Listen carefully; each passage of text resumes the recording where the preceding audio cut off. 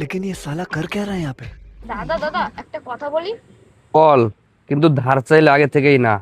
না দাদা, প্রেমের কথা। ও মা, তুই এবার প্রেম বুঝিস নাকি? আমি বুঝি না, কিন্তু রিল দেখে অভিজ্ঞতা অনেক। দাদা, গার্লফ্রেন্ড রাগ করলে কি করতে হয়? তাহলে চুপ থাকতে হয়। আর যদি বেশি রাগ করে? তাহলে সরি জান, এটা বলতে হয়। আর যদি তাও না মানে? তাহলে রিচার্জ করতে হয়। করতে গিয়ে হয়ে গেলাম ফকির, মাসের শেষে দেখলাম টাকা নাই টুকির।